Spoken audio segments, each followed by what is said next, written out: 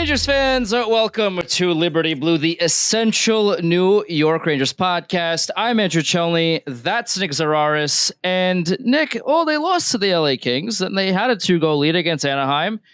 Blew that, lost in overtime in one of the most embarrassing fashions I think I've ever seen a professional hockey team lose. And then 24 hours after that, beat a Sharks team that made the Rangers look like they're going to win the Cup. Like the biggest takeaway from that is, oh my God, the Sharks are phoning it in. Wow, they're bad. And they took out Macklin Celebrini car, apparently. The Rangers did allegedly ding or scrape is the word that I saw. Scrape his car. Allegedly. Yeah, and Matthew Tkachuk apparently has lice. It's been a weird weekend in the NHL, but what is it not? What is it not? Just no. What is it? No soap opera. It's just hockey. At a certain point, you become agnostic to this. Like I have no feeling. The Duck game, that's an atrocity. Like, and at a certain point, and we've said this for a month now, stop telling me about effort. It's March. Yeah. It is April tomorrow, and we're still saying, well, the effort wasn't that great against Anaheim. Like, if you can't get up for these games with 9, now 8 to go in your season, and you are on the outside looking in of a playoff spot, you are playing a team that has absolutely nothing to play for in the Ducks, that are all looking forward to their vacation plans in the not-so-distant future. Purportedly, your team thinks that all we got to do is get in, and then anything can happen. But if you can't get up for these regular season games against bottom-feeding teams like the Ducks, they got up for the Sharks game. You give them credit for that. But, like, again, that's the bare minimum. We talk about a lot that the bar is in hell in society right now. You blew out the worst team in the sport. Good job. You did what you were supposed to do. Mm-hmm. You have a team with multiple guys who've been over a point per game, individual award winners, 50-goal scorers, 30-goal scorers, 100-point forwards, and you beat up on Macklin Celebrini, Will Smith, and Fabian Zetterlund, and William Eklund. That's who I was thinking of. Good job. Now go out there, and we were talking about this before we recorded. You have 8 games left. 6 of those 8 teams are against teams currently in playoff spots. The 7th in there, the Islanders, are still somehow alive. Again, another team of cockroaches that refuses to die when you look at it. And making the playoffs or not don't really matter to me right now, because there are just so many bigger questions to me in trying to understand where this team is going. You know, we're all on Gabe Perreault watch now, whether or not they're going to burn that first year of his ELC for 8 regular seasons. Sounds like they will. For the Rangers, I get it. But at the same time, is he actually going to play? Like, again, we've been saying this for a month now. Great. You dropped him in here. It's great. He was good in college. He was on the best line in hockey. Is he playing? He's playing over Kreider? No. He's playing over Panarin? No. He's playing over Cooley? No. Is he playing over Lafreniere? No. Okay. Is he playing over Othman? Maybe. Is he playing over Rempe? Well, we're not going to play him on the 4th line. He's a first-round pick. He's a skill guy. And very quickly, you get boxed in, and you're playing 3rd-line right wing with Johnny Brodzinski. And God bless Johnny Brodzinski, who's having a great month. He's got a lot of goals in the last month. That's not who you want your best prospect in the entire organization playing with in his first NHL games. They might give Kreider, Zibanejad, Perreault a look just because the Rangers love to continuously look for that winger, that third winger for that pair that they have swung at like 75 times and have struck out multiple times as a result.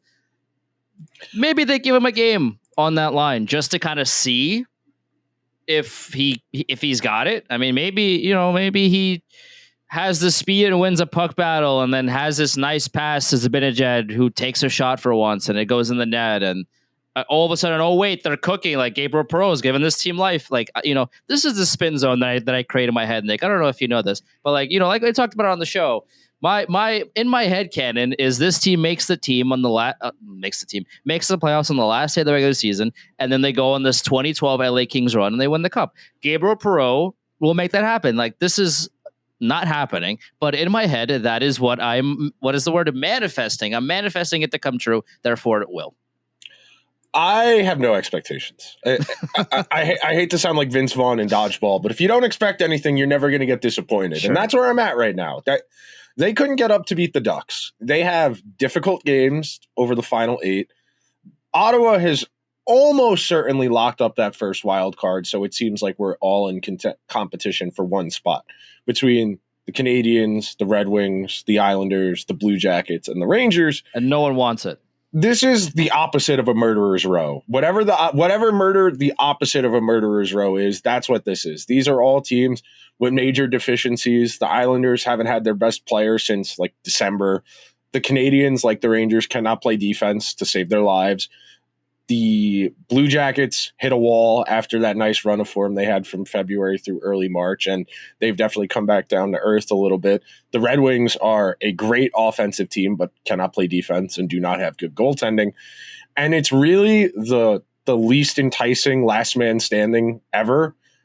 All of these teams are going to be long underdogs to beat the Capitals in the first round, and I don't think the Capitals are some juggernaut powerful team, but you compare how Washington plays, what makes them effective, to how all of these teams we're talking about right now play. And I don't want to say it'll be academic, because that's why we play sports, just in case the underdog team does win from time to time. But a Rangers team with minimal structure, minimal discipline, with attitude and energy issues against a team that's basically been a buzzsaw all year. And like, they missed Ovechkin for 6 weeks, and it didn't really matter a whole lot to the vibes of that team. They kept showing up, they kept playing hard, and they've been rewarded for it. You know, there are two ways to go about that post-cup haze, and you can end up like the Capitals, or you can end up like the Penguins, and you got to take some swings and you got to get lucky. Lest we forget all of the moves they made in one offseason. They've all seemed to work out relatively well. And you compare that to the Rangers, who made one move, which was adding Riley Smith, and that's good enough for us. We'll be back, and they very much were not back. A lot of it has to, talent on paper doesn't win hockey games, because the games are like, you can't win games on paper. That's the whole thing that, like we've been talking about it for a while. And that's the overarching idea, is that the Rangers have a lot of paper on talent, right? Like Panarin, Zibanejad, Kreider, Lafreniere. If you look at it in NHL 25, right, their overalls are high. It's like, oh, like this is a really good top six. And okay, well, with Adam Fox and with Shesterkin, like this is a surefire playoff team. But like, you still have to play the games. And that's one of the faults of this team this season has been, they aren't like, they just expect to win these games, or at least they were expecting to win earlier on. And then they hit that, ridiculous strut where they kept losing, and they kept that was just an abomination of hockey for about 20 games there. But like, there was a lot of early expectation, especially because they started off really hot. Right, they're like, okay, this is a continuation off of last year. They were playing really well, and then the fall off needs to be studied. I mean, my God, but like a lot of that has to do with, okay, on paper you're a strong team, but the structure has to be there. The attitude has to be there. All the little things that add up to a successful hockey team all have to be there in order for you to actually go out there and win the games. If every day of the week, the Rangers should have beaten Anaheim. They should have blown the doors off of Anaheim. Like, I understand that Anaheim is they're playing spoiler. You're still a young team, and they're trying to prove something. Like they played relatively not bad. Like, they were a fast team. They have the ability to scare teams when they want to play to that level, and that's a lot of what Anaheim did. What was it on Thursday, I think, or Friday or whatever, that when the Rangers and Ducks played, and the Rangers were like, oh, we got a 2-goal lead. And then if you listen to Joe Micheletti on the broadcast, the whole third period, it was like, guys, you're a veteran team. Please don't do silly things. Show some professionalism. Please don't, make these aggressive plays that lead to nothing for no reason. Like, you don't have to pinch. You just play fundamental hockey. And then the Rangers gave up 1 goal. They gave up a 2nd goal, and then they lost in overtime. And Joe Micheletti was beside himself, and for good reason. Like, dog, this is not your first rodeo. If this was Montreal, or if this was a team that was, like San Jose, for example, if the team was really young, this would be more understandable and digestible. But like, dog, this is a team of veterans that can't hold a 2-goal lead against the Anaheim Ducks at the end of March. Are we serious? Playoffs? We're talking about playoffs. Come on, give me a break. And I do think I forget whose column I had read. They made a point, and I found it really interesting that the 3-on-3 overtime is arguably when your structure and your discipline is the single most important component of how successful you're going to be. And you look at the Rangers' overtime record this year, they're 2-7. I think there's a strong correlation there between the structural discipline you need to maintain in 3-on-3, understanding your assignment, understanding when someone gets passed off to you, understanding when to regroup, when to drop the zone, when to regain the zone. And I think I think you can draw a really strong through line to that as a manifestation of the Rangers' issues, where, yes, in the 3-on-3, the Rangers can run out a really nice set of permutations of guys, even when you get down to that third or fourth option. Like, yeah, you don't really want Will Borgen being the only defenseman out there, but you could do worse than that as the third or fourth guy off the bench. But your assumption is, well, if we send JT Miller and Panarin out there with Fox, we're going to win the game in the first 90 seconds, and we're not going to need to send another group out there. But by and large, when you don't have that structural discipline, when you don't have that attention to detail that's requisite with that, and that's the conundrum. You think about it in 3-on-3, you have to cover a lot more ground as an individual. And how do you cover as much ground as you possibly can with the help of your two guys out there? Communication, guys knowing where they need to be. And continuously, the Rangers have lost in overtime because they don't have effective communication. They don't have good structural discipline. And then you add that to just the Murphy's Law nature of this season, where everything that can go wrong does go wrong for them. And it's really not hard to understand why this team, which has considerably more talent than the three teams in front of it in the wild card race, you could argue is more talented than the Devils without Jack Hughes and Dougie Hamilton. And they haven't been able to make any progress. We've been beating that drum for a while now. They acquired JT Miller on the 31st of January. The first game he played was February 2nd. They're under 500 since JT Miller got here in terms of wins, losses. With points percentage, they're over 500. But points percentage, we talk all the time about the loser point not really being a great indicator of how good a team is. But how is adding a point per game forward to the team not done anything? And that I think that's the strongest sign that this team just isn't very good. That you added a point per game player. You didn't take anything out of your lineup that was actively playing for you because Heedle's a direct 1-to-1 replacement, one center for one center. But you dropped a point per game player in here, and it hasn't mattered at all. That's the biggest red flag that you can have, where, yes, losing Philip Heedle was tough. And, again, we talked about this before, but hopefully he gets well soon and hopefully he gets back to playing soon. Losing Heedle was tough, but you trade for a player that, like you said, point per game player, and has been a good player for this team. Yeah. It's not like he's getting some secondary assists and that's been, what's causing his point per game.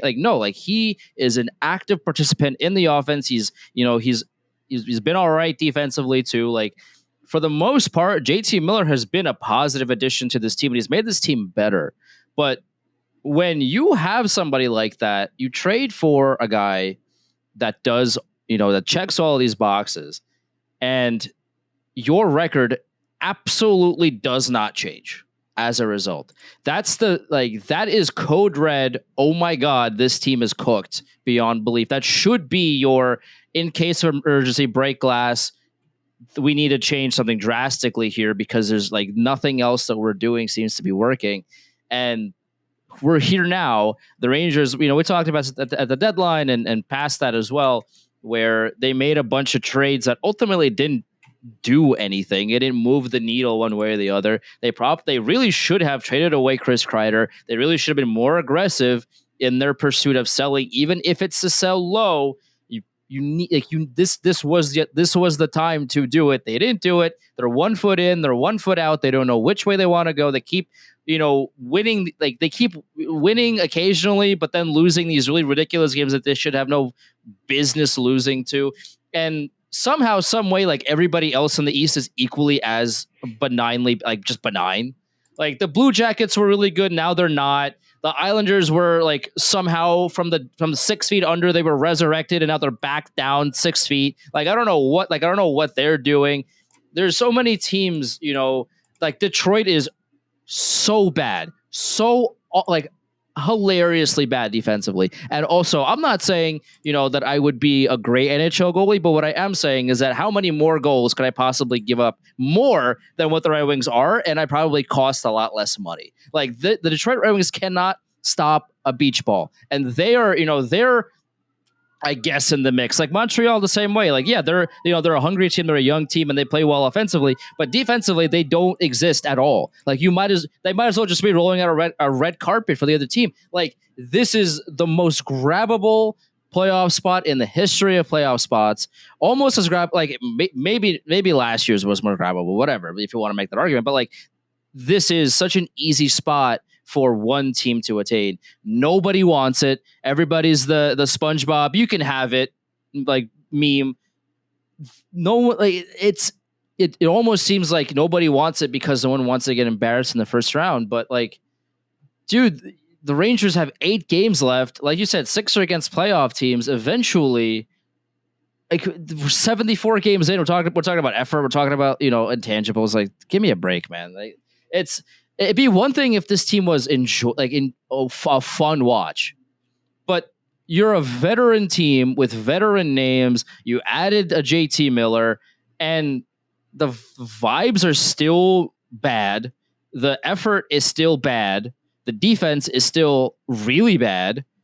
The offense is okay. The power play doesn't exist. This is the Tom Rennie power play, where, if you remember way back in the day, the joke would be, please decline the power play. We're back to that. Somehow, it's the same people. This is the same power play. That was insane the last few years. And now, like, they can't shoot the puck in the ocean. Like, they can't do anything. It's mind-boggling. So you compile all these things, and they are one mid-ass team that doesn't know if they want to win or lose. And it's like, this is so baffling on so many levels.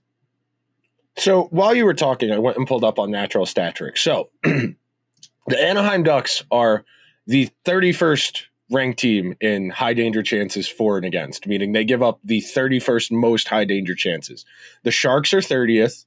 Montreal is 29th. The Rangers are 28th. Detroit is 26th. Columbus is 22nd. Ottawa is 20th.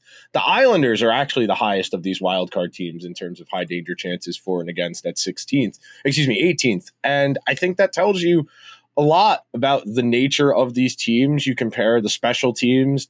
You look at the Islanders actually aren't a bad 5-on-5 team. It's that their special teams are an atrocity. They're 31st in power play. They're 32nd in penalty kill. And you compare that to, again, the Rangers don't have the injury bug the way some of these other teams do, where they could at least, it's not an excuse. Like, the Devils are really kind of over a barrel right now between Markstrom coming back from that injury and not playing well. Dougie Hamilton did skate this morning, but remains to be seen when he'll be able to come back. And Jack Hughes, we know, isn't coming back. But man, it is just miserable hockey. And we've made this point more than once this season, but the fact you have Sam and Joe just outwardly being like, they're not playing well and they're not trying that hard on the broadcast, which is owned by the team, is insane to me. Right. Because for Joe's losing his mind. Joe is actively frustrated watching this team week to week. I mean, you heard Sam. I'm trying to will them into the playoffs and they're not listening. Yeah, it is insane to me that this team is so disinterested in playing anything resembling good hockey. There is more than enough talent here. And we were talking about it before we went to air. Yeah, some of it's Laviolette, some of it's the coaching. It's not all of it. Right. At a certain point, you did David Quinn, you did Gallant, you're going to get Laviolette fired after this year, more likely than not. Okay, are we going to give Mika Zibanejad, Chris Kreider, Artemi Panarin a fourth head coach, or are we going to change the composition of the team? Because at a certain point, it can't always be the coach. It can't. It fundamentally can't. And this was the argument about, this was why we were both lukewarm on bringing in Laviolette 2 summers ago. the idea that the coach is going to be what coaxes better play out of them, as opposed to, well, no, we know who these guys are. You know, we saw Mika Zibanejad and Chris Kreider on playoff teams in 2016. Well, Kreider 2016, Zibanejad 2016, 2017, both of them in 2021, 2022. And at that point, I kind of had I was pretty firmly in the camp of these aren't first line guys on a cup winner. They're not. And we've dealt with the ramifications of that over the last few years. The Rangers' unwillingness to accept that their guys, for as good as they are, they're not at that threshold. They're not at that cup caliber. And now you kind of have to figure out how to unwind this position. You know, you're holding all these pieces that have depreciating value, that have limited ways you can move them, and solving this Rubik's Cube, solving this problem is going to be a massive challenge. It's going to be a serious undertaking to turn these guys with no move clauses and lots of years left on their contracts into anything in terms of liquidity to improve the team. And I was talking about this with somebody on Saturday. Please tell me how the Rangers are going to get better at defense when they have 5 of their 6 defensemen under contract for next year. Yeah. How is the team supposed to get better at defense if you just bring everyone back? Because we assume they're going to tender Miller an RFA deal and he will be brought back. And then you will have 6 of 6 guys from this team that is 31st, that is 28th in high danger chances against. Right. And how is it going to get better defensively? You tell me it's the coach? The coach is going to make that much of a difference that the same 6 guys, and you're just going to change the coach, and that's going to bring out better performance? Come on. We've been talking about this for weeks now. Like, this team cannot defend at all one bit. Right, like, some of that is defensive issues. Some of it is the forwards don't understand how to forecheck, and they don't want to understand, or they just choose not to understand what a forecheck is and how to back check effectively. Some players on this team don't know how to do that, but also, when your blue line is this porous, we talked about this before. On what universe do you think it's a good idea to re-sign everybody on the blue line? If it's actively bad, why are you giving Will Borgen a 5-year deal? Why are you giving Urho Vakanainen, a 7th defenseman, a 2-year extension? Bless you. Like, there's so many wild and baffling decisions. Why did you trade a high 3rd-round pick for Carson Soucy only for him to be so obnoxiously awful defensively that that's been a healthy scratch for the most part? Like, and he's signed through, I think it's the end of the next season. Why are you giving your bad players all the more reason to continue to be bad? The whole, part of the idea is like, okay, at least if you're playing for a contract, you want to be like actively playing your best to try to get a payday, whether that be from the team that currently employs you or a different team, right? Like, you want to go get that bag. You want to play as well as you can, and try to show up for these games. Every bad player on this team, whether that be, on ice or mental or what have you, they all have job security. And not only do they know that, the Rangers know that, and other teams know that too. So, like, there's plenty of examples on this team, but when you have guys that are underperforming, don't care to play better, really. I mean, and no matter what they say, because they're showing you what they really want. I don't, like, you can yap to me all you want, but until you show me that you actually want to do something about this team being as hilariously mid, then I won't hear what you're saying. You have to go out there and show it to me. And everybody on this team right now that is underperforming, that their mental isn't great, that they're not back checking, they're not skating, they're overpassing because they're terrified of a mistake. All of these guys are under contract. No head coach will change that. These players have been under multiple head coaches now, and no head coach has been able to successfully fix their mental. We've had 3 different head coaches now in this locker room with this core, and it's been the same issue years and years and years and years of this now of, like, this team, is like mentally sometimes just isn't there. And now the cracks have been showing more and more. And now we're here of like dude, like they're blowing leads to the Anaheim goddamn Ducks of all teams at the end of March, only to turn around and be like, oh, the effort. Like eventually, you are who you are. Your record is what it says you are, and this is a mid team that has a lot of issues that can't just be solved with, oh, we'll just fire Laviolette. Okay, we'll bring in this guy instead. That'll fix everything. Oh, we'll just trade Kreider and that'll fix everything. No. This is a systemic problem that you've actively made worse these past few months by giving bad players more runway. And you've exacerbated the problem for no reason. No one forced you to do that. You did this, dog. Like, all of these trades, all of these extensions have amounted to nothing. And here we are. You have nothing to show for it. And your next best thing is like Gabriel Perreault. Like, Gabe Perreault is going to be great, I would hope. But he's not coming in and magically fixing this team. I'm sorry. No. And that's really why I keep bringing it up. How is the team supposed to get better if everyone is here under contract for an extended period of time? You know, Panarin and Kreider, their deals are relatively close to expiring.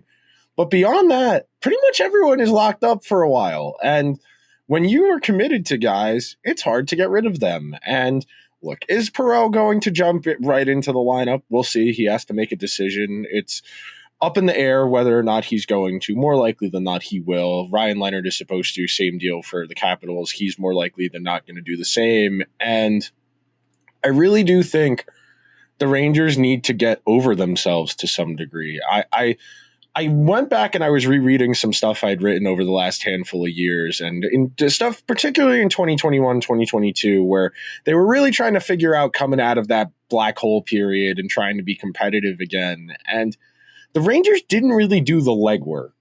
They didn't take it on the chin. They didn't develop their guys. They did all of the work of being a bad team for several seasons and acquiring the young guys, but they never actually did the legwork of putting those guys in positions to develop so that when the time came, they could seize the reins and kind of take the team in a second wave. You know, the Capitals, by and large, have found a way to sustain being competitive because they've taken some smart upside gambles on players like Dylan Strome. They've drafted and developed guys reasonably well. Well, yeah, they weren't that good last year or the year before, but Connor McMichael and Alexei Protas were getting ice time. They were playing. They were getting better. And they could reasonably do that because the Capitals were realistic. The Rangers have never been really realistic about their own forecast, their own direction. And that's really what's kind of stuck with me, that they came off 2021, 2022, which was the second best goalie season in the stat tracking era behind the one where Carey Price won the MVP. And Chris Drury said, that's replicable. We're going to keep doing this. We're going to have the best goalie in the league be the best goalie in the league. And that's enough to be a Stanley Cup contender. Because if that's not the case, what are you telling me the vision is here? We're going to be a great special teams team and a great goalie? Okay. We've seen that one before. The Oilers have done that to a lesser extent, obviously not the goaltending, but the great special teams and overly relying on a few great players. And coming out of that 21-22 season, there was a real opportunity to kind of set yourself up for something a little more sustainable, to try and extend that window of contention. And instead, they really went heavy on that group. You know, they made true with the captain. They brought in Trocheck to replace for Ryan Strome. And yeah, Trocheck's a better hockey player than Ryan Strome, but you locked him up for 7 years and he's going to be like 35, 36 by the time that contract's over. Do we really think Trocheck's getting to 36 in the NHL?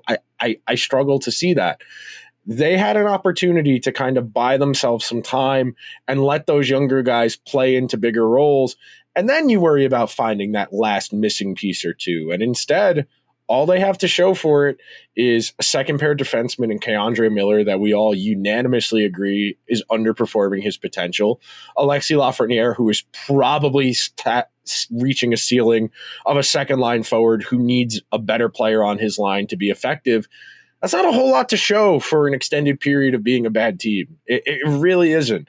And yeah, did they get credit for Adam Fox making that trade? Yes. Did they get credit for drafting Shesterkin in 2014? Right. Yes. Well, give credit to Adam Fox's dad because he's a Rangers fan, and Adam Fox wanted to be a Ranger. That's a big thing about all of that too is like, yeah, Adam Fox is a Norris winning defenseman that would not have been a Ranger if he did not expressly want to be a Ranger. Like, he could have been a Flame, he could have been a Hurricane, he could have been anywhere, but he wanted to specifically come here. So, the Rangers did well to trade for Adam Fox. Absolutely. They, the bare minimum, hey, this guy's really good and only wants to come here, so we should trade for him and have him play. That's good. But I don't know how much credit they deserve considering they didn't draft him. Like, and obviously that's easy for me to say, up on my high horse here, but like the scouting was done for them with Adam Fox. This was, they Flames drafted him, and then he became one of the best prospects, that was going to enter the league. And then he was like, nah, Calgary, I'm not going to you. So then he got traded to Carolina. And then he was like, nah, Carolina, I'm not going to you. I want to be a Ranger. I want to do this. So they traded him to the Rangers. And then the Rangers were like, oh my God, this guy is so good. Like, oh, credit for trading for him, but like the hard work was already done for you. So yes, you drafted Igor. Great pick. Also, worked in Russia, like developed in Russia. And then he came here. And then, by the way, his first game, I don't know if you remember, was against the Colorado Avalanche. I think won the cup that year. That was his first game of his career. No, that wasn't the cup year because he debuted in 2020. And that. Okay. So that was, but like the Avs at that point were still incredible. Like they were really good. They were really, really good. And then David Quinn was like, oh, we just got our new goalie. Here you go. The best team in the league, and the Rangers are a dumpster fire. Here you go. And they won that game somehow. Like that but that was Igor's first game in the NHL. Was the best team playing with the worst, like one of the worst teams. Like that's how trial by fire it was for Igor. So the Rangers need to figure out what their development, like their internal developmental plan is for some of these guys. Because we've seen a lot of misses recently. We've seen a lot of stagnation recently. And some of their big, other than Cooley and Shesterkin, a lot of their internal development. Cooley also had like 2 seasons in the AHL, which actually helps. Right. Like they need to figure out a better way of developing their young players, because the amount of stagnation and, just, the ceiling is this, but ended up being a lot lower than that. And we don't really know why. That's been a bigger problem than people want to admit that it is. And when you the first step of fixing something is to acknowledge that it is broken. Right? Like if you have a hole in the wall, putting a picture up, right, and kind of masking it, you're not fixing the problem. You're hiding it. You're pretending it doesn't exist. But to actually fix the problem, you got to be like, oh yeah, there's a hole in the wall. I should patch that up. And then, if you maybe if the paint is wrong or whatever, then you want to cover up. Like, okay, but you still fix the problem. You can't just hide it and pretend it doesn't exist, because that makes the problem worse. Brendan Othman's averaging .925 per game so far this year. He's played in 16 games. He's played more than 10 minutes in a handful of games. I am at a point now where it's not about winning. So it really should be about playing those guys more minutes, I think.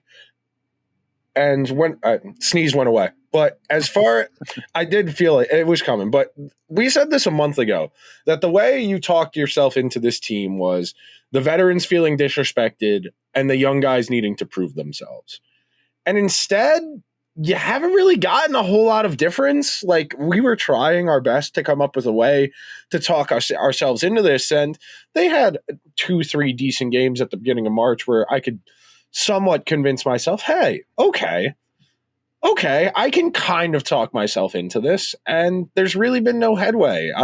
It's funny. I was talking with somebody on Saturday night, and he goes to me, Isn't it crazy how Rempe's played more games as a Ranger than like Lias Andersson and Vitaly Kravtsov put together? And I was like, yeah, it is. It's probably not a great sign that they've sank more time into the guy who leads the NHL in penalty minutes per game than guys they took 9th and 7th overall. But these are the Rangers' priorities. These are the Rangers' priorities. It's not winning. It's winning the way they want to win. And that's why somebody like that is going to always get more run than someone like Brett Berard, who is undoubtedly a better hockey player and has more to give the Rangers.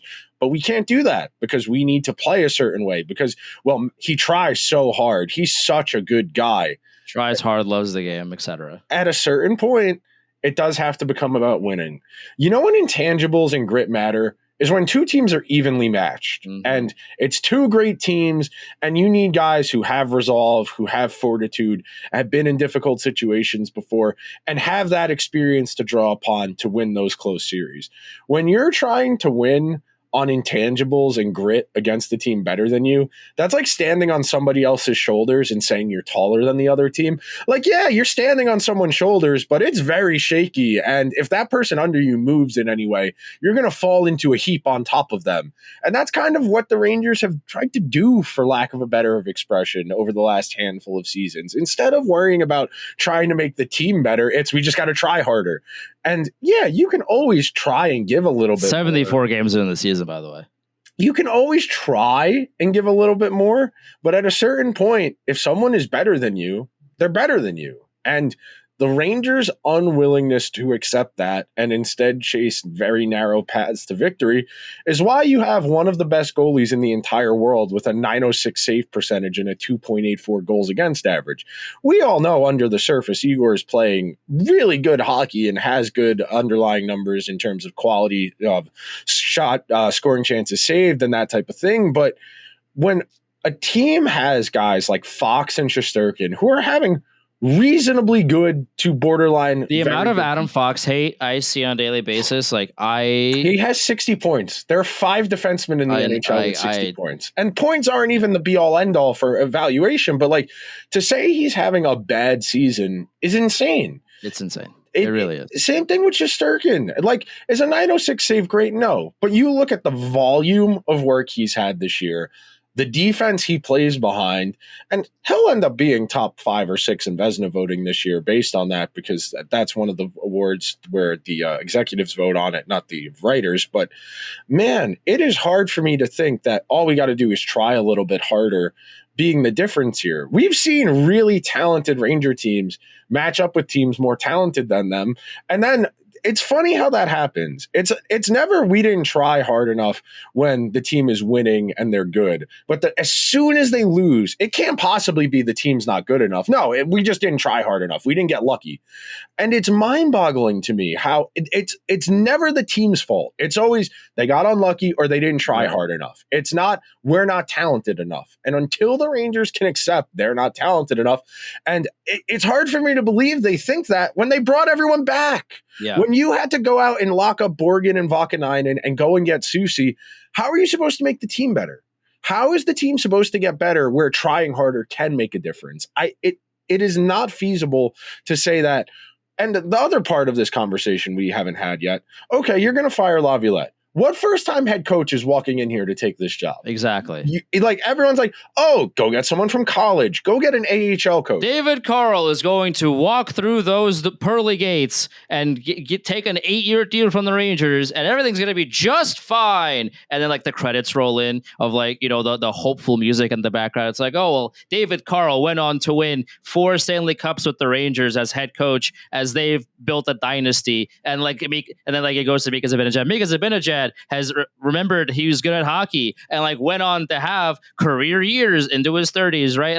All of these 90s end of movies scenes this, the epitome of everything turned out just fine. Yeah, that's all great, but David Carl is not fixing the effort level of this team. Who at the end of the day, David Carl can tell players, or David Carl or Laviolette or whoever's whomstever is behind the bench. At a certain point, they don't have controllers in their hands. control, like, controlling every player on the ice. This is not EA. This is not EA NHL. As much as we would like it to be, the coaching staff, and yes, listen, Laviolette has done a lot of questionable things this season. A lot of questionable things that has, I'm not defending Laviolette's structure. His structure is not great. Players don't really know where to go. It's the end of March again. Like there's no support. There's a whole lot of questions surrounding Peter Laviolette's coaching style this particular season. However, when we're talking about effort, like Peter Laviolette cannot make Kreider back check harder. If you go back, and the one thing he can't make Alexis Lafreniere actually care about doing anything when he doesn't have the puck on his stick. Like Alexis Lafreniere, dog, I need you to at least pretend to care a little bit when it comes to back checking. Like, brother, please, you have to at least pretend to care. I know it's tough. I know it's not the most fun thing in the world. You got to back check in the NHL. I don't know if you know that, but it's very important that you do that. So as much I can say this to Lafreniere, Laviolette can, but until Lafreniere decides to do that, there's only so many things the team can do. And if you go back and you go and watch the episode of Liberty Blue we recorded after they hired Peter Laviolette, you can hear Andrew and I say that exact conversation verbatim, that it doesn't really matter who the coach you bring in here is. Artemi Panarin is 31 years old. Chris Kreider's 31 years old. Zibanejad's 30. Trocheck's 30. Those guys are not changing how they play hockey at this point in their careers. They're not. You are not convincing a guy at those stages of their careers to change anything. They've gotten as far as they have. They've had the successes they've had in hockey because they've been who they've been. You're not convincing somebody with that much of experience and that much of a track record to change how they play unless you are really, really, really good at your job. And the vast majority of hockey coaches don't have that. And that's more of a hockey thing than like an individual coach thing. GM matters a whole lot more in hockey than coach does. The vast majority of these coaches are pretty interchangeable with one another. Yeah, there are a handful you would really like your team to run, but for the most part, they're all relatively in that same range of outcomes, where if we had this conversation 5 years ago, you would be talking about Laviolette and John Tortorella and Bruce Boudreau and John Hines and Pete DeBoer, who are all relatively interchangeable with each other, where if you drop them on a good team, they'll get good results. If you drop them on a bad team, they'll get mediocre or bad results. And when you think about this Rangers team, yeah, the way this season has gone is on the lower end range of outcomes in terms of how likely this was. They've had a lot go wrong for them in spite of the fact that they've been, relatively speaking, pretty healthy. Yeah, Adam Fox has missed some time, but by and large, this team isn't dealing with a wide range of injuries. They have just massively underperformed their talent. And when that's the case, you point to the off the ice stuff, you point to the vibes and the leadership. And right now, you got 8 games left. And when you look at who those games are against, 6 of them are against playoff teams. You've got Minnesota, the Devils, the Lightning, Carolina, Florida, Tampa Bay. All of those teams are playing better hockey than the Rangers are right now. You also have the Islanders and the Flyers in there as the 2 teams that aren't currently in playoff spots. But in theory, the Islanders will still be alive in a week. So the Rangers are going to need that game, and the Islanders are going to need that game. If you win 5 of those 8 games, you probably get in.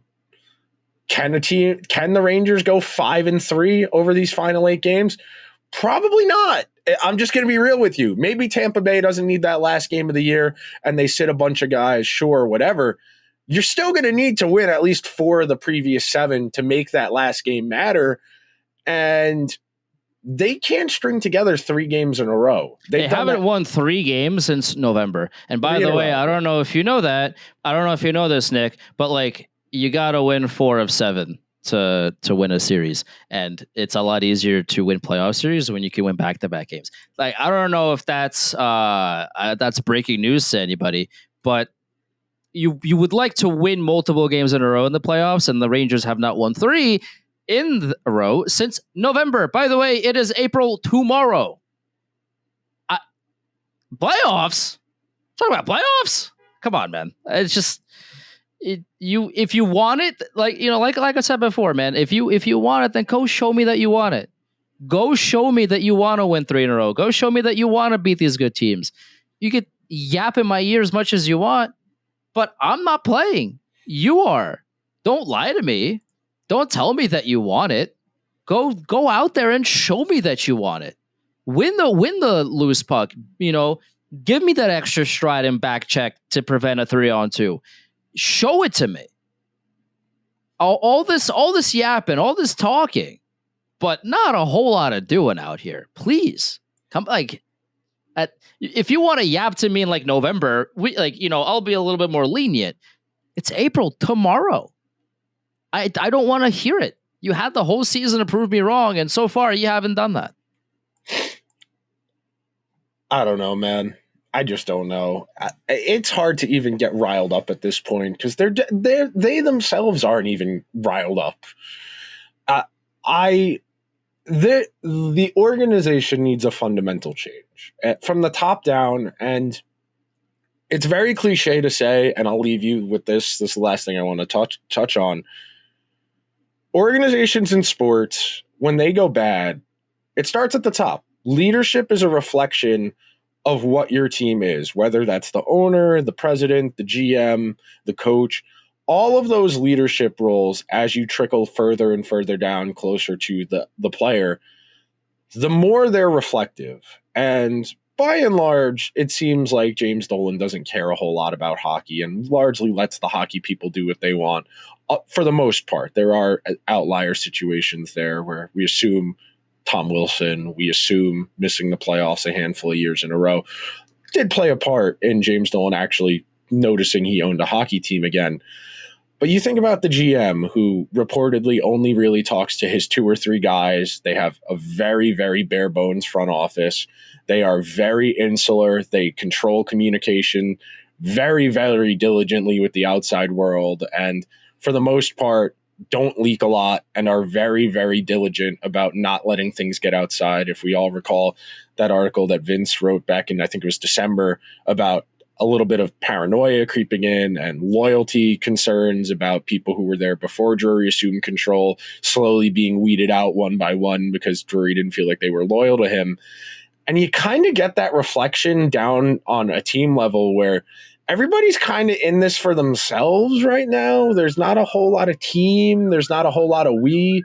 It's very, very disjointed, what's the word? Unprofessional, I would venture to say, hockey, where there just hasn't been enough of a commitment to turning this thing around. Because like you just said, if you cared, you'd show me. I'm not saying you need to win, but I'm saying I can tell when a team is playing good hockey and when it isn't.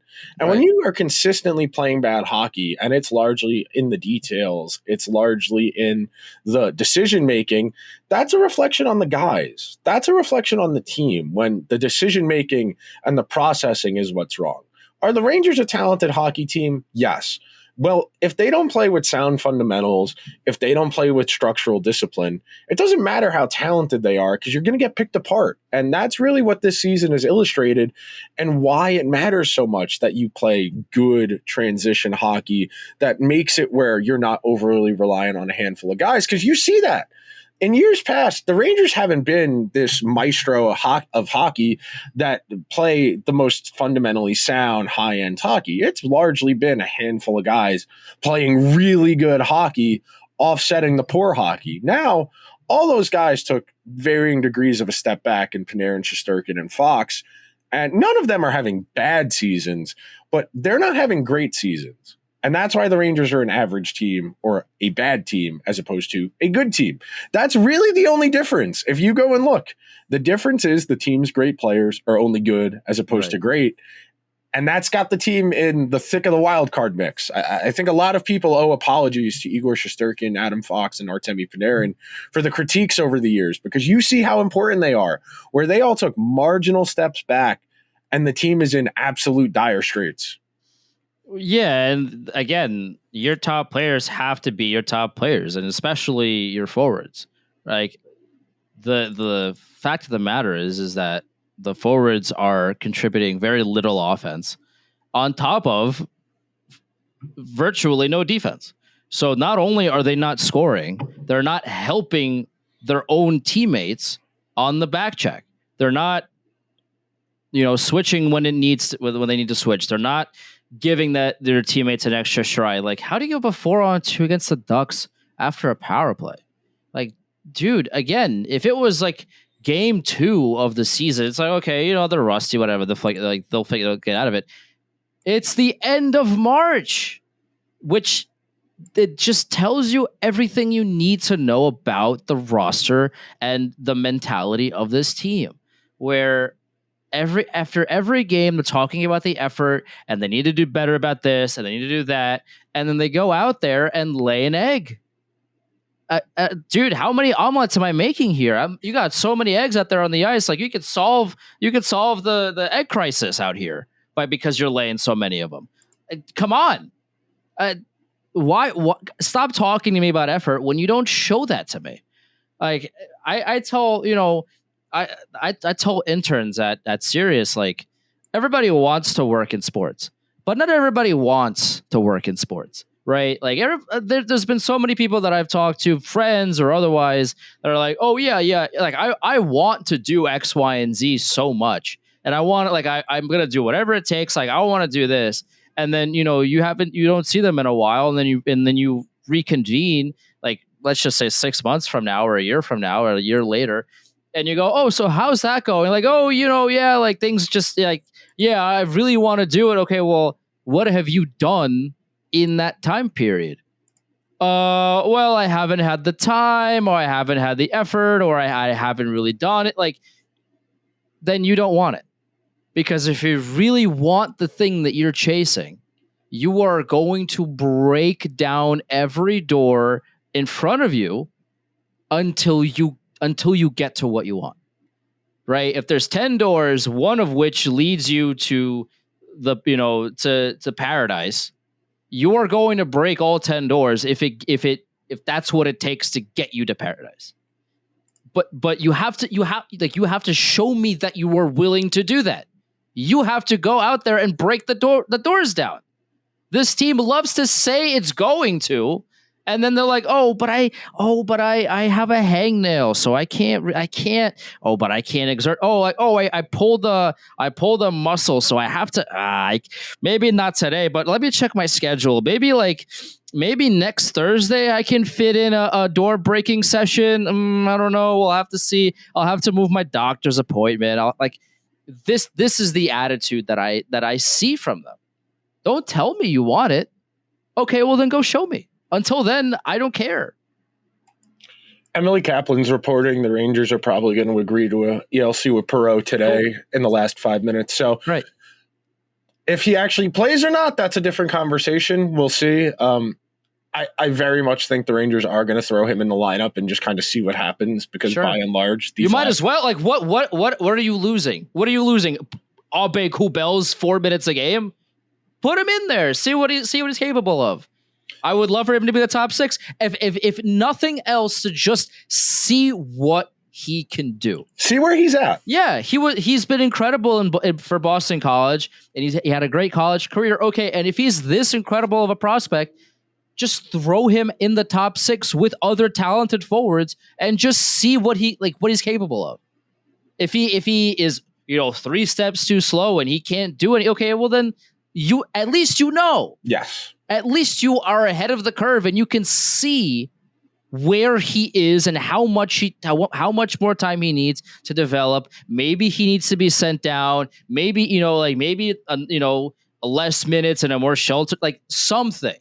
But just throw him out there with the top guys, see if he can give him a spark or something, and they'll go from there. The biggest thing right now with Gabe Perreault is that you don't know what he can do at the NHL level. So the best thing you can do, especially with a middling team at the Rangers, is just give him a bunch of ice time with good players and see if he can create something tangible for this team to hook onto.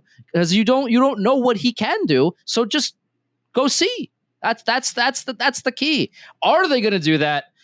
Who knows? But that's the best strategy, I think. It's what you want to do. You want to know what your young guys are instead of waiting until you need them to be good to try and find out what they are. And that's kind of been the Rangers' issue over the years. But that'll do it for this week's Liberty Blue. if anything of note happens in the next week, we'll talk to you before next Monday. But if not, if you could be so kind, please subscribe wherever you get your podcasts or over on YouTube. Andrew and I will talk to you guys real soon. Later.